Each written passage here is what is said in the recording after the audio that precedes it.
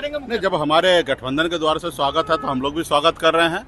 नमस्कार, SP9 news देख रहे हैं आप। मैं हूं आपके साथ नासमिन खान। केंद्रीय मंत्री अश्विनी चौबे का टिकट भारतीय जनता पार्टी बक्सर से काट देती है। बक्सर से 2 बार के सांसद रह चुके हैं अश्विनी चौबे, लेकिन अश्विनी चौबे पर भरोसा नहीं जताया जाता है। अश्विनी चौबे का टिकट काटकर मिथिलेश तिवारी को यहां पर टिकट दिया जाता है।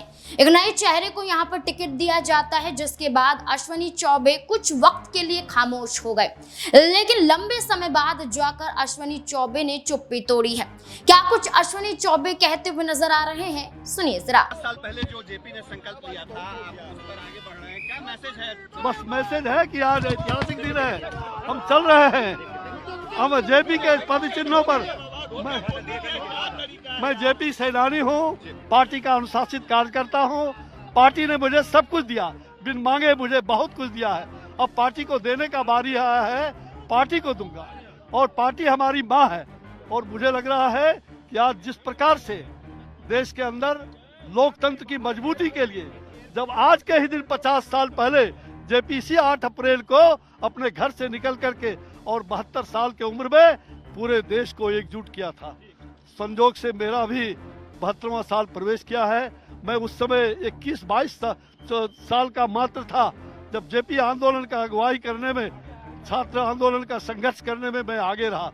मुझे लगता है कि मैं 74 से और आज 58 वर्षों से 66 में पहली बार केवी साहे के आंदोलन में स्कूली छात्र में और जेल जाने का उस समय हाजत में बंद होना पड़ा।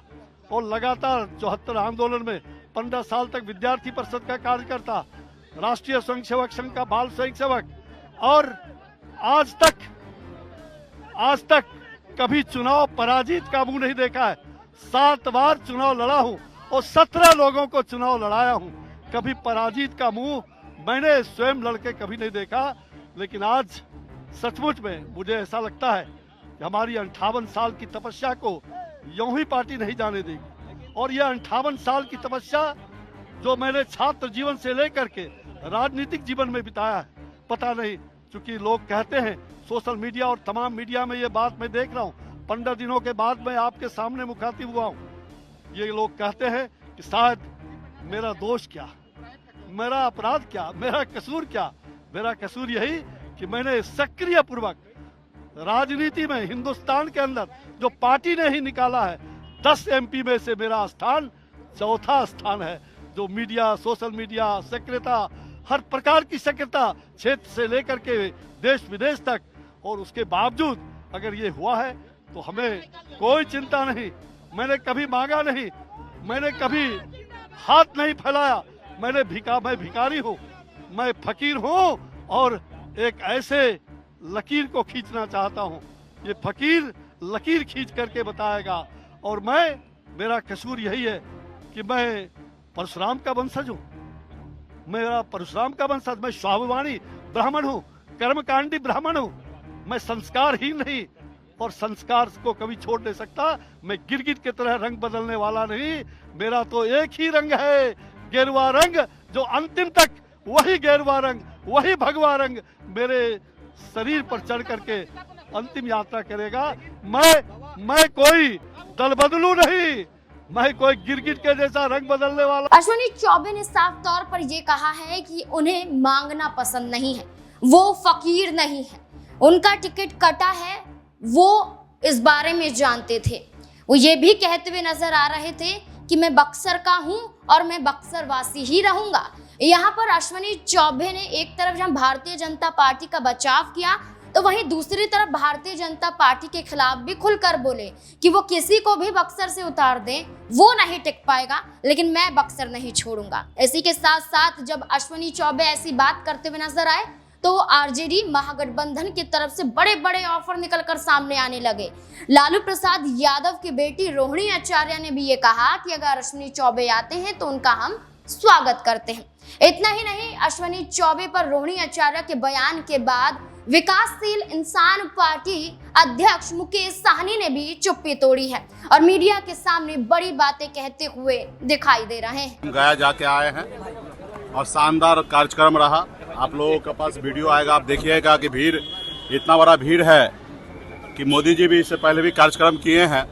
अब मोदी जी अपने एजेंसी से पता कर ले कि किनके रैली में ज़्यादा भीड़ है, तो मजबूती से बिहार के लोगों में मन हो गया है। खास करके बिहार के युवा जो मोदी जी के 2014 में जो झांसे में आए थे कि 2 करोड़ युवा को हर साल नौकरी देंगे, और युवा 10 साल से इंतजार कर रहे हैं कि कब नौकरी हमको मिलेगा। और इस बार युवा जो है तंग आ चुका है, परेशान हो चुका है। जो युवा था 2014 में, मान लीजिए 25 साल का अगर वो युवा होगा तो आज वो 35 साल का हो गया।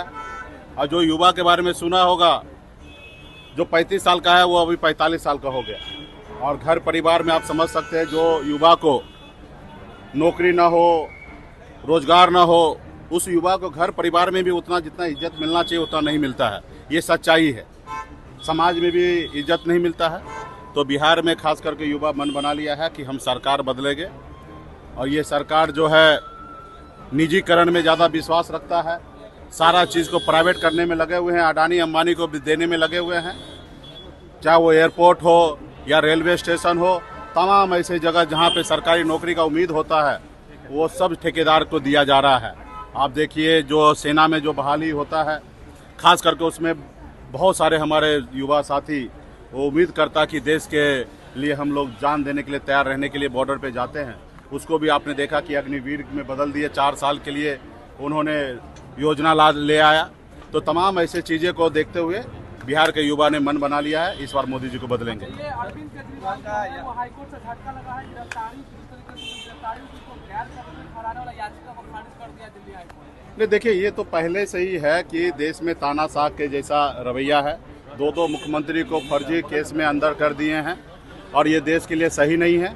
हमारे पूर्वज ने देश को आज़ादी दिलाने के लिए इसलिए नहीं मरे, शहीद हुए कि हमारे आने वाला पीढ़ी को लोग परेशान करे, सर उठा के जिएगा। ये लोकतंत्र है, ना ही कि राजतंत्र है। लेकिन मोदी जी इसको राजतंत्र के ओर लेके जा रहे हैं, और गलत तरीके से मुख्यमंत्री को जेल में डाल दिए हैं। खैर हम लोगों को पूरा न्यायपालिका पे भरोसा है, आने वाला समय में दूध का दूध और पानी का पानी होगा। अश्विनी चौबे नाराज हैं, रोहिणी आचार्य ने निमंत्रण दिया है चुनावी प्रचार में आने के लिए। क्या महागठबंधन में अगर वो आना चाहेंगे तो क्या स्वागत करेंगे? नहीं, जब हमारे गठबंधन के द्वार से स्वागत है तो हम लोग भी स्वागत कर रहे हैं। और अश्विनी चौबे जी, हम लोग को भी उम्मीद नहीं था कि पार्टी के इतना गद्दावर नेता और इतना सेवा किए, भारतीय जनता पार्टी को यहाँ तक पहुँचाएं और उनका टिकट कट जाए, तो मुझे लगता है कि ये तो सीधा हिटलर सा ही रहा।